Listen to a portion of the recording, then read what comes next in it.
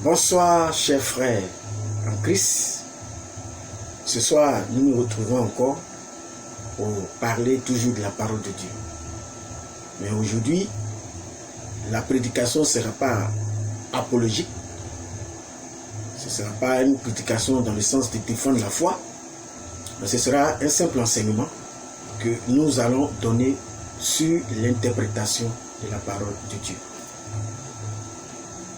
Donc, le sujet s'intitule ce soir « La Bible s'interprète par la Bible ». C'est-à-dire, les Écritures s'interprètent par les Écritures. Vous savez, c'est un sujet qui paraît simple, chers amis, chers frères, mais c'est un sujet qui a été à l'origine de beaucoup de fausses doctrines. Par manque d'interprétation de la parole de Dieu de façon correcte, nous sommes arrivés à avoir aujourd'hui beaucoup de faux enseignements dans le milieu du christianisme. Donc, ce sujet paraît très simple, mais c'est un sujet qui est très important du point de vue de la compréhension de la parole de Dieu et du point de vue même de la foi chrétienne. Alors, ce soir, nous allons toucher un point, parce que c'est un sujet très vaste, mais nous allons toucher un premier point, et la prochaine fois, nous allons toucher 2 ou 3 autres points. Quand je parle de points, vous savez que sur ce sujet, il y a beaucoup de choses à dire. Il y a ceux qui traitent la Bible d'un livre d'histoire, nous parlerons de cela, et nous allons apporter des preuves que la Bible demeure toujours la parole de Dieu et demeure toujours d'actualité. Il y a ceux qui disent que la Bible a été falsifiée et que Dieu n'a pas été en mesure de tenir sa promesse de protéger la Bible. Nous parlerons aussi de cela. Et il y a enfin ceux qui disent qu'il y a plein de contradictions dans la Bible et qui avancent la thèse que la Bible a été écrite par des humains. Nous parlerons aussi de cela dans nos prochaines vidéos. Mais aujourd'hui, nous allons précisément nous prononcer sur l'interprétation même de la Bible. Mais avant toute chose de lire le premier verset en ce qui concerne l'interprétation de la Bible, j'aimerais lire un verset pour vous rassurer que Dieu a fait la promesse de protéger sa parole et il a tenu parole. Comme je l'ai dit tout à l'heure, il y aura un temps où nous parlerons de ce sujet. Ésaïe 34, verset 16. Je lis la parole du Seigneur. Consultez le livre de l'Éternel et lisez. Aucun d'eux ne fera défaut. Les uns comme les autres, aucun ne manquera. Car sa bouche l'a ordonné, c'est son esprit qui les rassemblera. Donc vous voyez que Dieu a fait la promesse dans la Bible de protéger sa parole. Il a fait cette promesse de protéger sa parole. Et Dieu n'est pas un homme pour mentir, ni le fils d'un homme pour raconter des sottises. Il a fait cette promesse dans Ésaïe 34. Il a dit qu'il va rassembler sa parole. Et aujourd'hui, nous avons sa parole rassemblée. Vous savez qu'à l'époque, la Bible était sous forme de rouleau. Mais Dieu nous a fait cette promesse de rassembler sa parole. Et cela, voici la preuve aujourd'hui. Et dans le livre de Luc 21, le verset 23, Jésus également fait la promesse de garder sa parole fidèlement et que personne ne pourra même changer un iota de sa parole. Voilà ce que le Seigneur dit dans le livre de Luc 21, le verset 33. Le ciel et la terre passeront, mais mes paroles ne passeront point. Voyez, Donc, Jésus aussi fait également cette promesse de protéger sa parole. Donc aujourd'hui, tous ceux qui rentrent dans ce débat que la Bible est falsifiée, qu'il y a des contradictions dans la Bible, ils sont tous dans l'erreur. Comme je le disais, dans nos prochaines vidéos, je vais revenir sur ces différents points que je viens d'énumérer et nous allons plus apporter des arguments pour démontrer que la Bible n'est pas contradictoire au niveau interne. La Bible n'est pas à y rester fidèle, comme l'a dit le Seigneur Dieu dans ces deux textes que nous venons de lire. Alors, revenons à notre sujet du jour qui concerne l'interprétation de la parole de Dieu. Nous allons lire un premier texte dans le livre de Proverbes 30 à partir du verset 5 à 6. Je lis. Toute parole de Dieu est éprouvée. Toute parole de Dieu est éprouvée. Il est un bouclier pour ceux qui se réfugient en lui. N'ajoute rien à ces paroles, de peur qu'ils ne te reprennent et que tu ne sois trouvé menteur. Le verset est clair, que la parole de Dieu est déjà éprouvée. Ça veut dire que la parole de Dieu est déjà claire. Il n'y a rien qu'on peut ajouter et il n'y a rien à y retrancher. Parce qu'elle est déjà éprouvée. Comme de l'or qui est passé par l'épreuve du feu. Vous savez, quand l'or passe par l'épreuve du feu, c'est là que nous avons l'or véritable. Mais tant que l'or n'est pas passé par l'épreuve du feu, cet or-là est rempli de déchets. Donc la Bible est éprouvée. Éprouvée veut dire pur. Éprouvée veut dire que tout y est dans la parole pour comprendre la parole. Et même, je vais lire un second texte dans le texte de Pierre, l'apôtre Pierre, qui est un apôtre très important qui a marché avec notre Seigneur. Dans le livre de voilà ce qu'il dit dans le texte de 2 Pierre, chapitre 1er, le verset 20 jusqu'au verset 21. Je lis. 2 Pierre, chapitre 1, verset 20 jusqu'au verset 21. Avant tout, sachez qu'aucune prophétie de l'Écriture ne peut être l'objet d'interprétation particulière. La Bible nous dit que personne ne peut interpréter sa parole avec son cerveau, avec sa pensée, avec son raisonnement, avec son savoir. Parce que la parole, comme le disait tout à l'heure le livre de Proverbes 30, est déjà éprouvée. Dieu a déjà interprété sa parole. Alors, si nous voulons savoir quelque chose, il est important de rester dans la Bible pour expliquer la Bible. On ne peut pas sortir de la Bible pour expliquer la Bible. Car ce n'est nullement pas une volonté humaine qu'une prophétie a jamais été présentée. Mais c'est poussé par le Saint-Esprit que des hommes ont parlé de la part de Dieu. Donc personne ne peut faire une interprétation particulière de la parole de Dieu. Particulière veut dire on ne peut pas s'aventurer dans la parole de Dieu, prendre sa tête ou son intelligence pour expliquer la parole de Dieu. La parole se comprend par la lettre et par l'esprit. Ce sont les deux qui font la parole de Dieu, c'est-à-dire la lettre que vous voyez et l'esprit. Comme le disait Paul dans le livre de 2 Corinthiens, chapitre 4. Alors, je vais vous donner quelques grands principes de la parole de Dieu, de l'interprétation. Et nous allons voir 3 contextes qui sont importants pour comprendre la Bible et demeurer dans la Bible. Il y a ce qu'on appelle le contexte historique et il y a ce qu'on appelle le contexte immédiat et enfin le contexte étendu. Vous savez, quand nous sommes en face d'un texte, il est important de faire attention à ces 3 contextes. Alors, le contexte historique, qu'est-ce que c'est? le contexte historique, on peut se poser la question de savoir ce qui s'est passé au moment de la révélation du verset.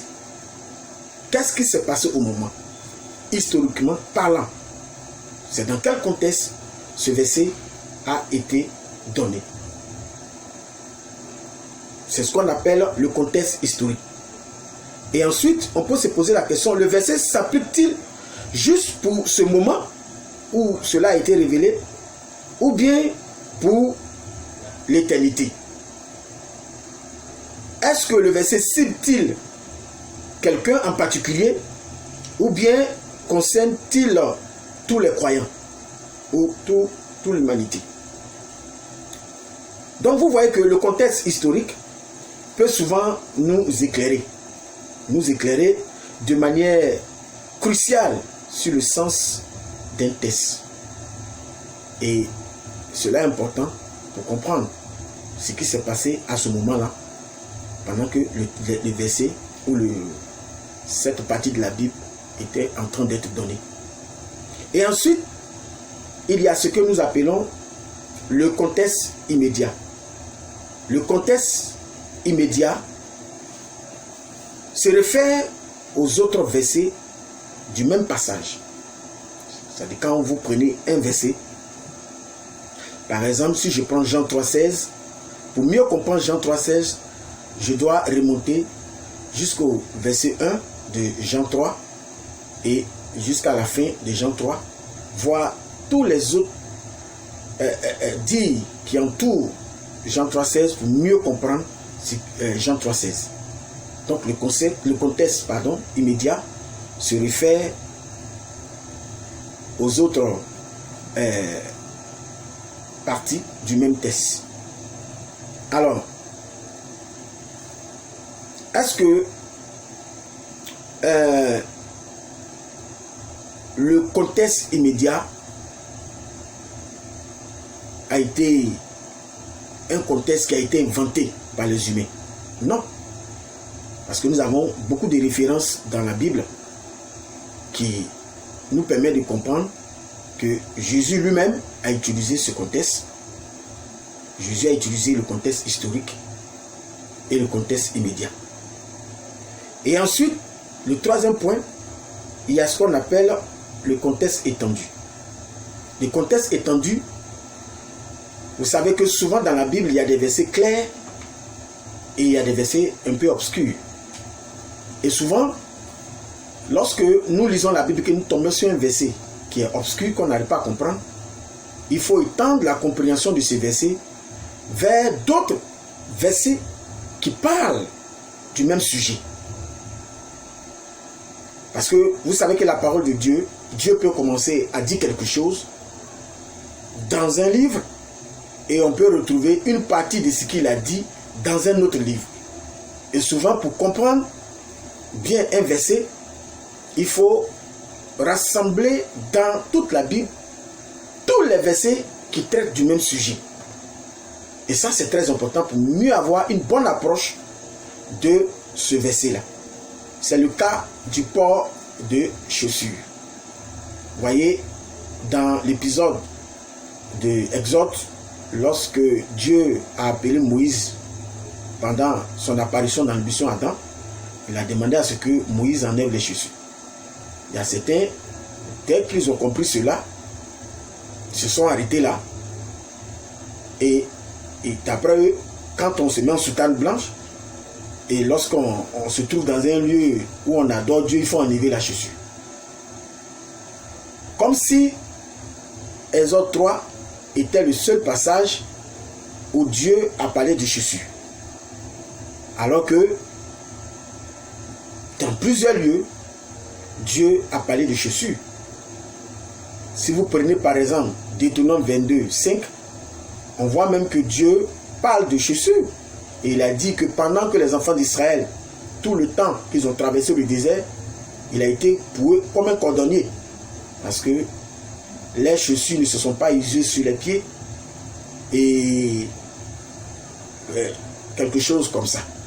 Donc vous voyez que souvent, le fait de s'arrêter sur un seul passage de la Bible, comme si ce seul passage qui parlait de ce sujet peut nous amener à commettre beaucoup d'erreurs. Maintenant, je vais vous donner un exemple pratique. Je vais rentrer dans une illustration pour vous permettre de mieux comprendre ce que nous venons d'étudier. Parce que c'est un peu beaucoup plus théorique ce que je viens de dire, mais je vais rendre cela un peu plus pratique. Nous restons toujours dans le texte de Proverbe 30. Mais je vais lire cette fois-ci à partir du verset 1er. Et nous allons essayer d'interpréter Proverbe 30 à partir du verset 1er jusqu'au verset 6. Je lis. Parole d'Agour, fils de Yaké. Sentence de cet homme pour Itiel et pour Ukal. Je suis au verset 2. Certes, je suis plus bête que n'importe qui, et je n'ai pas une intelligence humaine. Je n'ai pas appris la sagesse, et je ne connais pas la science des saints. Mais le verset 4, c'est là que va commencer notre analyse. Qui est monté au ciel et qui en est descendu? Qui a recueilli le vent dans ses poings? Qui a serré les eaux dans un vêtement? Qui a établi toutes les extrémités de la terre? Quel est son nom? Et quel est le nom de son fils? Le sais-tu? Dans ma version, on dit, si tu le sais. Toute parole de Dieu est éprouvée.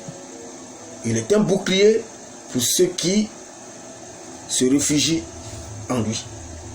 N'ajoute rien à ces paroles, de peur qu'ils ne te reprennent et que tu ne sois trouvé menteur. Vous voyez qu'il y a un problème qui a été posé ici, particulièrement à partir du verset 4. On dit qui est monté au ciel et qui est descendu. Qui a recueilli le vent dans ses poings, qui a établi toutes les extrémités de la terre, qui a serré les eaux dans un vêtement, et on demande le nom de cette personne et le nom de son fils. À première vue, lorsque nous regardons ce passage, nous avons l'impression nous avons l'impression que le texte parle de deux personnes ici, distinctes. Deux personnes distinctes. Parce qu'on parle du fils et on parle du père. Parce que s'il y a fils, c'est qu'il y a père. Mais, bien aimé, c'est là où notre enseignement de ce soir va apporter beaucoup d'importance à la compréhension de ce texte-là. Parce que dès que nous regardons ce texte, automatiquement nous passons à deux personnes distinctes. Alors qu'il n'en est pas ainsi. Et je vais le prouver. Puisqu'on recherche un nom, deux noms, si vous voulez, le nom du Père et le nom du Fils. Mais nous savons très bien que c'est le Père qui a créé les eaux, qui a créé les esprits de la terre. Mais on cherche le nom du Père et on cherche le nom du Fils. Alors, nous allons automatiquement nous rendre dans le texte de Éphésiens chapitre 4. Éphésiens 4, vous voyez, c'est un texte qui est obscur. Puisqu'on ne sait pas, il n'y a pas d'indice ici qui nous a été donné pour savoir quel est le nom, l'identité de cette personne, même d'ailleurs. Et quel est le nom du Père et quel est le nom du Fils. Donc c'est un verset obscur. C'est ce que je disais tout à l'heure. Donc nous allons utiliser ici ce qu'on appelle le contexte étendu. C'est-à-dire nous allons étendre ce verset à d'autres passages dans la Bible qui ont à peu près le même vocabulaire, qui utilisent à peu près les mêmes mots pour décrire cette personne. Alors, puisqu'on nous parle de monter et de descendre, nous allons nous retrouver ce langage-là dans Éphésiens 4. Éphésiens chapitre 4, le verset, particulièrement le verset 8. Voilà. Je suis. Voilà. Merci beaucoup. Voilà pour votre patience. Voilà, Galates, Éphésiens. Voilà, Éphésiens 4. J'y suis. Je lis à partir du verset 8. C'est pourquoi il est dit, il est monté dans les hauteurs et il a mené des captifs et il a fait des dons aux hommes. Au verset 9, or, que signifie il est monté? Sinon qu'il est aussi descendu dans les régions inférieures de la terre. Maintenant, écoutez bien le verset 10. Celui qui est descendu, c'est le même qui est monté au-dessus de tous les cieux, afin de remplir toutes choses. Voilà. Vous voyez que le contexte étendu nous amène dans le chapitre 4 d'Éphésiens. Et nous voyons que le chapitre 4 d'Éphésiens a le même vocabulaire que Proverbe 30. On commence à se rapprocher de celui qui est monté et de celui qui est descendu. Alors que lorsque nous avons lu le chapitre 30, nous avons eu l'impression que celui qui est monté n'est pas pareil à celui qui est descendu. Mais Éphésiens nous dit c'est qu'une seule personne qui est montée et c'est une seule personne, c'est la même personne qui est descendue. Ce ne sont pas deux personnes distinctes. Et pour bien appuyer ce que nous disons, nous allons prendre le livre de Jean 3, 13 pour connaître le nom de cette personne qui est à la fois montée et qui est à la fois descendue. Nous sommes dans Jean chapitre 3, le verset 13. Voici ce qui est expliqué. Personne n'est monté au ciel, sinon celui qui est descendu du ciel, le Fils de l'homme qui est dans le ciel. Waouh! Nous avons commencé maintenant à avoir des indices en ce qui concerne cette personne. Alors, le Fils de l'homme, c'est qui? On ne sait pas encore. Mais le texte de Matthieu 16 va nous renseigner sur l'identité ou le nom exact du Fils de l'homme. Nous voyons ici, dans Matthieu chapitre 16, le verset 13. Jésus arrive sur le territoire de Césarée de Philippe, posa cette question à ses disciples. Au dire des gens, qui suis-je, moi, le Fils de l'homme? Vous voyez que le texte a commencé par Jésus. Et il pose la question à ses disciples. Il dit, qu'est-ce que les gens pensent de moi, le Fils de l'homme? Jésus, Fils de l'homme, dans ce texte. Donc, vous voyez que le texte vient de nous donner cette interprétation, cette technique d'interprétation du contexte étendu vient de nous donner le secret du Proverbe 30. Cette interprétation vient de nous rendre clair la compréhension de l'identité de celui dont on cherchait dans le livre de Proverbe 30. Il s'agit du Seigneur Jésus. Donc celui qui est monté, celui qui est descendu, c'est Jésus. Celui qui a serré les eaux dans un vêtement, celui qui a fixé les extrémités de la terre, c'est Jésus. Le nom du Père, c'est Jésus. Le nom du Fils, c'est Jésus. Puisque c'est la même personne qui a fait ce mouvement d'aller et de venir, et de descendre. C'est-à-dire de monter et de descendre. Alors, un deuxième exemple, pour pouvoir clore ce sujet, cette fois-ci, nous allons prendre le texte de Apocalypse chapitre 5. Et ça, ce que je vais dire ne va pas beaucoup aider les trinitaires. Parce que vous savez que l'identité du Seigneur Jésus, l'identité de Dieu, divise beaucoup les croyants. D'un côté, les faux croyants et d'un côté, les vrais croyants. Il y a certains croyants, tels que les catholiques, qui parlent de Trinité. que Dieu serait... En Dieu, il y a 3 personnes distinctes. Mais ça, c'est un sujet sur lequel je vais revenir. Qu'il y a 3 personnes distinctes. Il y a comment on appelle, les dualistes, tels que les Mormons, qui disent qu'il y a 2 personnes en Dieu, un grand Dieu et un petit Dieu. Il y a les musulmans qui disent que Jésus n'est pas le Fils de Dieu, il n'est qu'un prophète. Et il y a enfin les témoins de Jéhovah qui disent que Jésus est uniquement que le Fils de Dieu, qui n'est pas Dieu. C'est un sujet que nous allons aborder dans nos prochaines vidéos.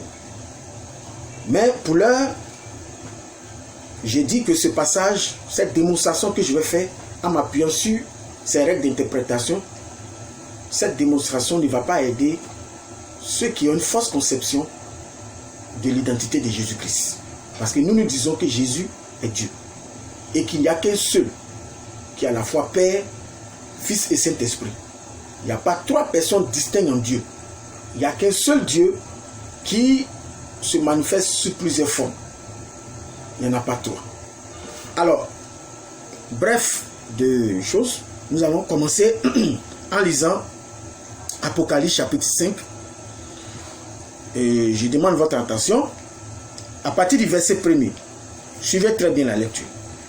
Puis je vis dans la main droite de celui qui était assis sur le trône un livre écrit en dedans et en dehors.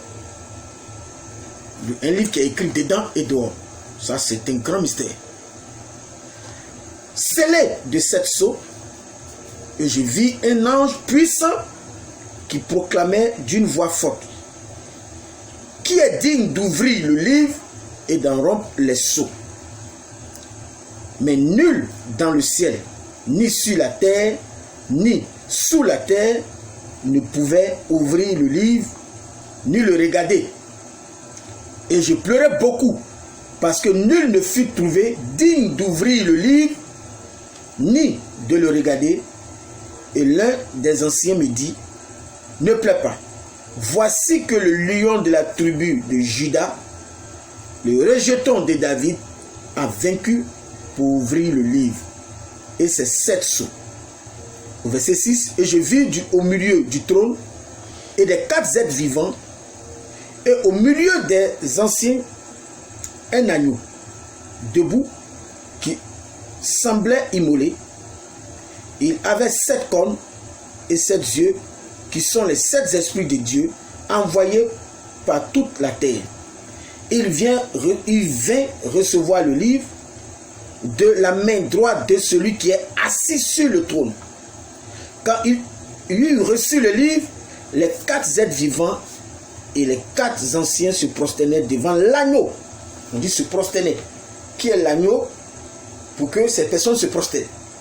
Tenant chacun une harpe et des coupes d'or remplies de parfums qui sont les prières des saints.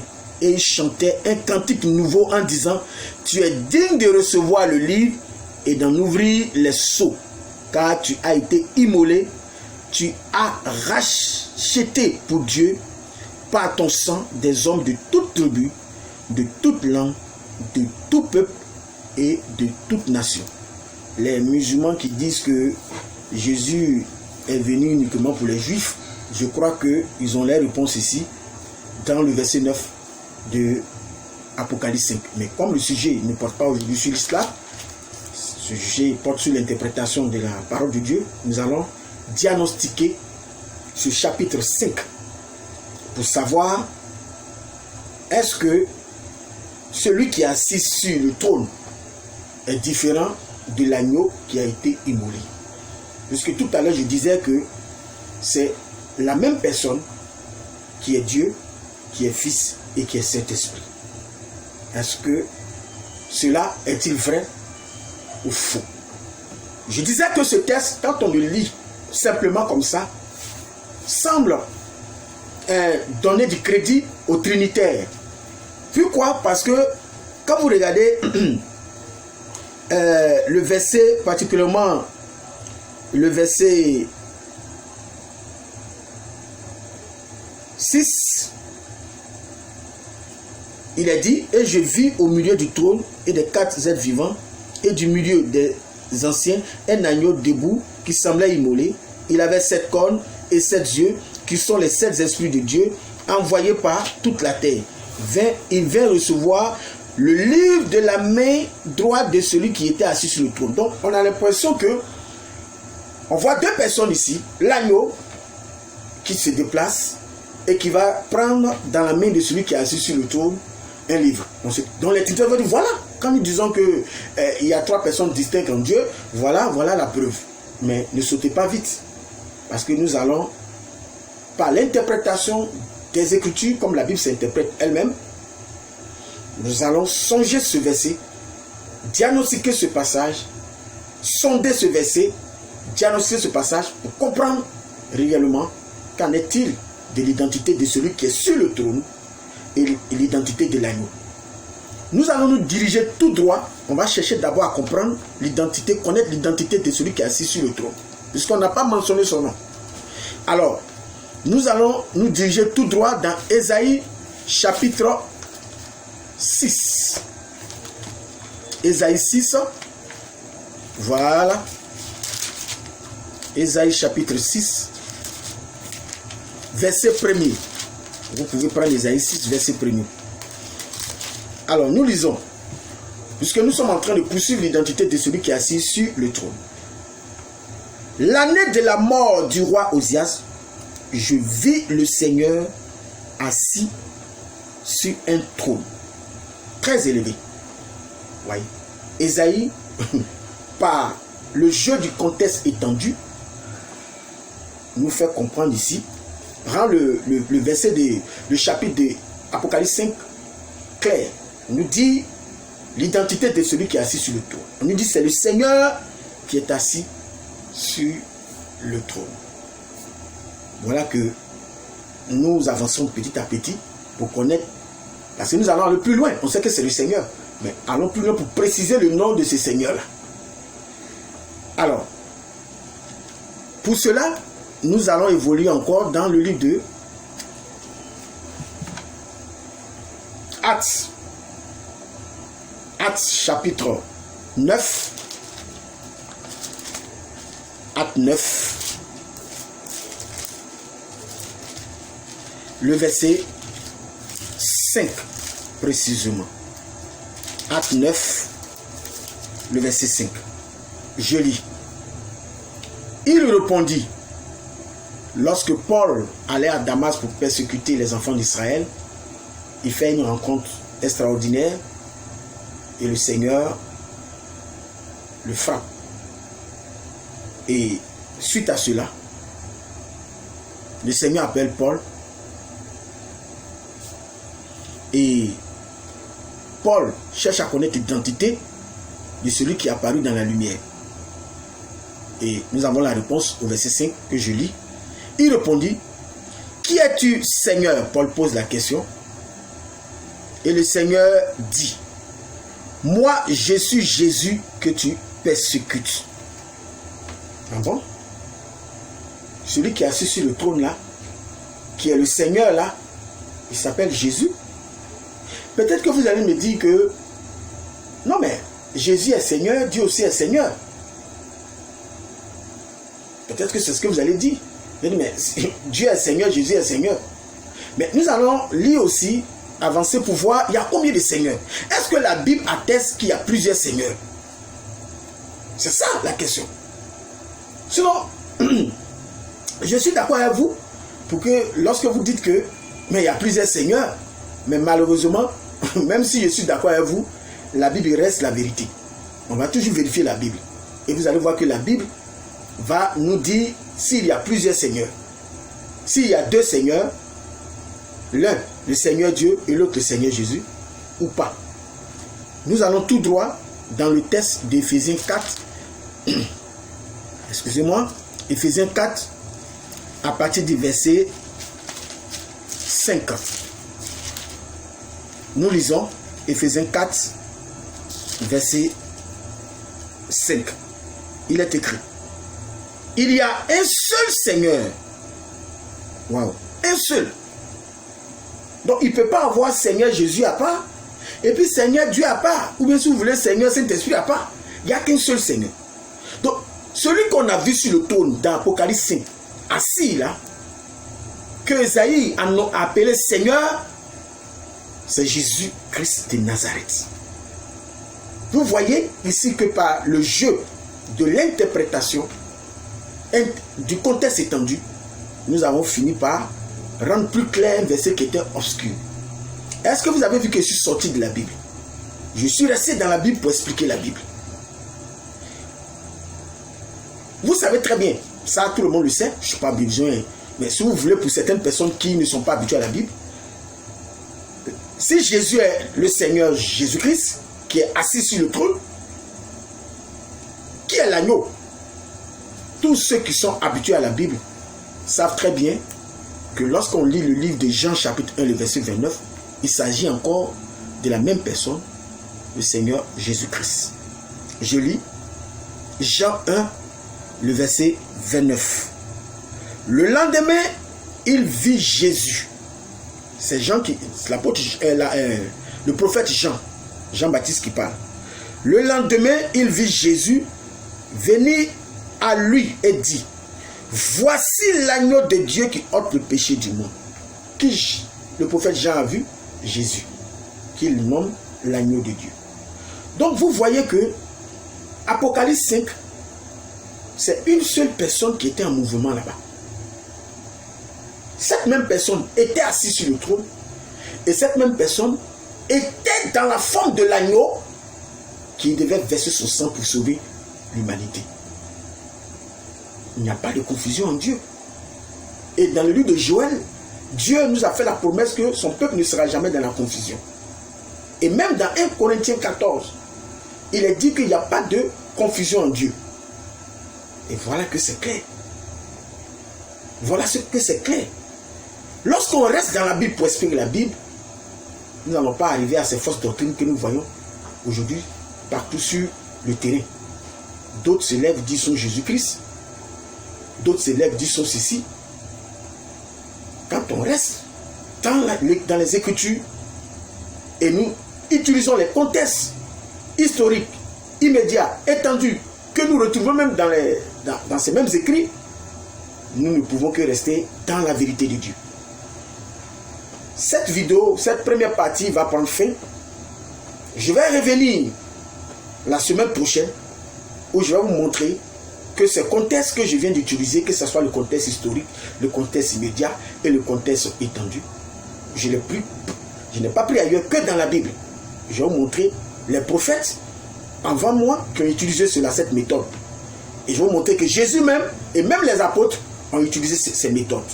Il y en a encore d'autres méthodes qui sont dans la Bible, mais comme je l'ai dit, notre voyage sera un peu long, mais on ne peut pas tout dire le même jour, au fur et à mesure, et que vous digérez doucement.